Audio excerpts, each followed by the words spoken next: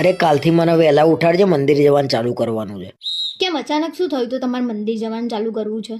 બસ મેં કીધું મંદિર જવાનું ચાલુ કરું, મનને શાંતિ મળે, દિલને સુકૂન મળે અને આમ પોઝિટિવ ફિલિંગ આવે. ઓહો, તમે તો સુધરી ગયા ને. પણ તમે તો એવું કહેતા હતા ને કે સારા કામ કરીએ તો મંદિર જવાની જરૂર ના પડે, એટલે તમે સારા કામ કરવાના બંધ કરી દીધા. પણ કાલે તો રિયા ભાભી જોડે મંદિર જવાનું જ છે, પણ 9 વાગે તો છે ને પહોંચી જ જવાનું મંદિરે. એક કામ કરજો, 8:45 વાગે નીકળજો, એટલે રિયા ભાભી પહોંચો ને પહેલા તમે મંદિરે પહોંચી જાઓ. એ જ પ્લાન છે. શેનો પ્લાન? કોઈ પ્લાન નહીં એવો.